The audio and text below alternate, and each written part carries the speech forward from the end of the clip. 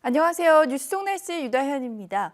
비타민은 우리 몸에서 꼭 필요한 영양소 중 하나지만 음식 등으로 섭취해야 해서 각종 비타민 약을 사서 먹는 경우가 많은데요. 하루 3끼 식사만으로도 우리는 충분히 비타민을 먹고 있는 걸까요? 아니면 비타민 보충제를 따로 먹어야 할까요? 자세한 이야기 취재기자와 함께 나눠보도록 하겠습니다.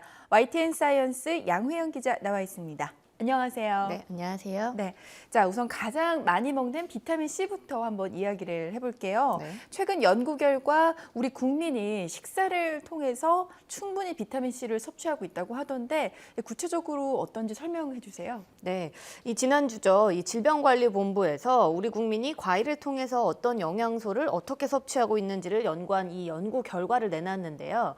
그 결과 우리 국민이 매일 먹는 음식으로 하루 비타민 C 권장량을 100% 가까이, 그러니까 대부분 모든 것을 섭취하고 있다라고 결과가 나왔습니다. 네. 이 연구팀이 7,200여 명의 이 비타민 C와 과일 섭취량을 조사를 해본 결과 하루 평균 172g의 이 과일을 먹는 것으로 나타났는데요. 특히 여자가 남자보다 한 30g 정도 더 많이 과일을 먹었는데 이 여자가 남자보다 많이 먹는 음식은 또 과일이 유일했습니다. 우리나라 국민 1인당 하루 평균 비타민C 섭취량은 92.9mg으로 이 중 절반을 과일을 통해서 우리는 섭취를 하고 있는데요. 식품의약품안전처가 권장하는 비타민C 1일 권장량이 100mg인 거를 생각해 보면 우리는 식사를 통해서 이 권장량을 모두 섭취한다고 볼 수 있는 겁니다. 그래서 이 연구팀은 비타민C 섭취량이 나이에 따라 편차는 물론 있었지만 일상적인 식사로 비타민C 대부분이 충분히 섭취가 되고 있기 때문에 일부러 비타민C 제품을 사서 보충을 할 필요는 없다고 말했습니다. 네, 이 비타민-C 보충제를 따로 챙겨 먹지 않아도 된다 그러니까 걱정 하나를 던 것 같은데 그런데 또 일부 학자들은 비타민-C 권장량 자체가 워낙 적게 설정이 돼 있다고 하더라고요. 어떤가요? 네, 그렇습니다. 앞서 설명했지만 우리나라가 정한 비타민C의 하루 권장량은 약 100mg입니다.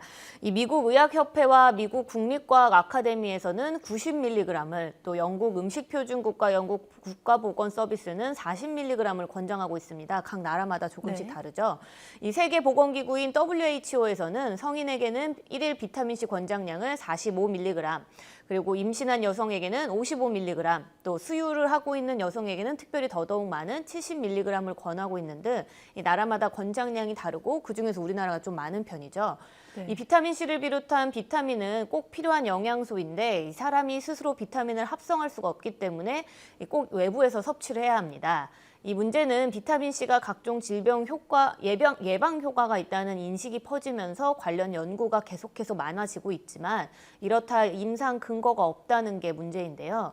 이 대개는 동물 수준의 연구 결과가 많이 나왔고 이 영양 결핍이 없는 일반인이 비타민C를 보충제로 사서 먹을 필요는 없다. 이런 결과들이 많이 나오고 있습니다. 그래서 이 서울대병원에서도 역시 질병을 예방하기 위해서는 비타민C 보충제를 먹는 것보다는 직접적으로 과일이나 채소를 많이 먹거나 운동을 하는 게 더 좋다 이렇게 추천을 하고 있는데요. 하지만 일명 비타민C 전도사라고 불리는 서울대 이왕재 교수는요. 하루에 비타민C를 6,000mg 이상 정도로 아주 많이 먹게 되면 질병 예방 효과가 있다라고 주장을 하고 있습니다. 이 교수가 비타민C가 수용성이기 때문에 많이 복용을 해도 흡수를 하고 또 흡수하고 난 다음에 남은 비타민C는 결국엔 소변으로 배출돼서 부작용이 없다 이렇게 주장을 하고 있죠. 그러니까 비타민-C를 아무리 많이 먹어도 필요 이상의 양은 몸 밖으로 배출되잖아요. 그러면 이 보충제 섭취가 아무래도 개인이 선택해도 되는 문제 아닌가요?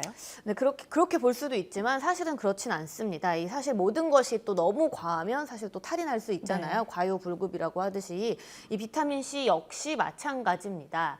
마치 비타민C가 만병통치약처럼 된 데에는 1970년으로 거슬러 올라가는데요. 이 노벨 화학상과 노벨 평화상 두 번의 노벨상을 받은 미국의 라이너스 폴린 교수가 고용량의 비타민C를 먹는 것만으로도 감기를 예방할 수 있다라고 말한 이후부터 이게 시작됐습니다. 하지만 무턱대고 이 비타민C의 섭취량만 늘려서 많이 먹게 되면 뭐 설사나 복통 등을 경험할 수가 있는데요. 특히 너무 많은 양의 비타민C를 아주 오랫동안 먹다가 중간에 이제 중단을 해서 먹지 않게 되면 뭐 신장결석이나 요로결석 등이 생길 가능성도 커지고요. 심하면 일종의 금단 증상으로 피가 멈추지 않는 괴혈병이 반대로 생길 수도 있습니다.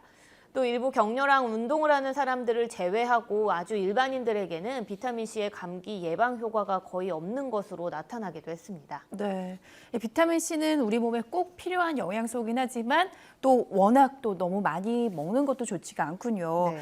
그런데 우리가 섭취해야 할 많은 영양소 가운데 유독 이 비타민 보충제 관련해서 논란이 계속되는 것 같은데 왜 그런 걸까요?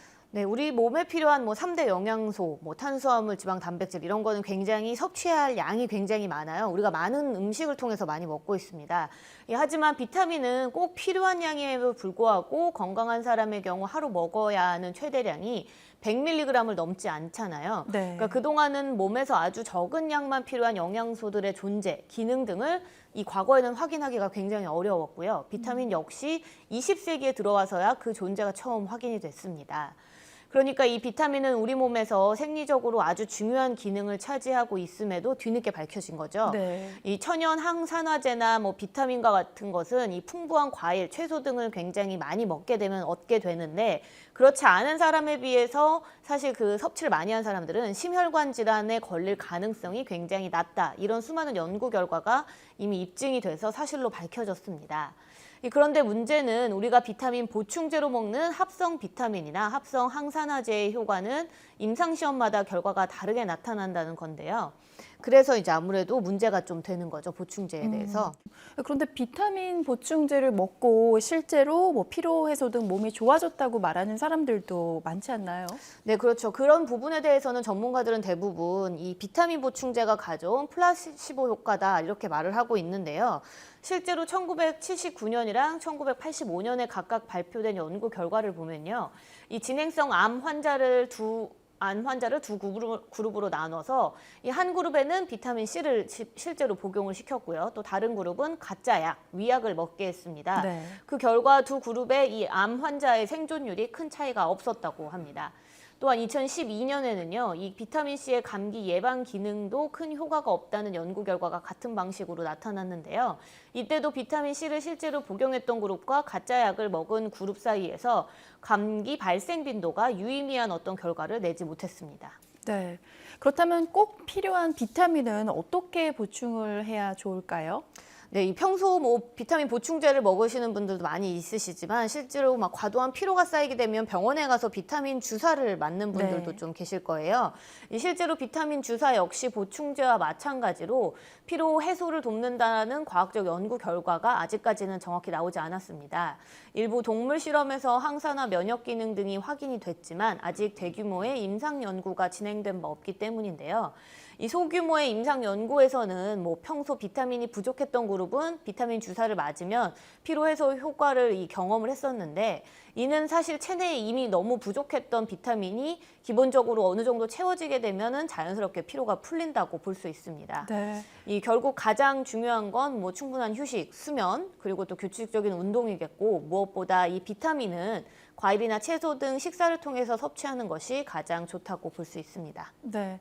뭐 약간 뻔한 대답일 수도 있지만 가장 기본적인 과일과 채소를 잘 챙겨 먹어야 체내 비타민을 충분히 그리고 안전하게 공급하는 방법이 되겠네요. 네, 잘 알겠습니다. 오늘도 수고하셨습니다. 네, 비타민은 필수 영양소 중 하나로 적은 양이지만 음식 등을 통해서 섭취해야 하는데요. 시중에 판매되는 다양한 비타민 보충제가 건강에 큰 도움이 되지 않는다는 연구가 많이 나오고 있습니다. 하지만 비타민 보충제는 사실 약이 아닌 건강 보조식품이기 때문에 무조건 먹지 말아야 한다고도 할 수 없는데요. 식습관 개선을 통해 비타민을 보충할지 건강 보조식품으로 보충할지 선택은 결국 소비자의 몫입니다. 오늘 뉴스 속 날씨는 여기까지입니다. 시청해주신 여러분 고맙습니다.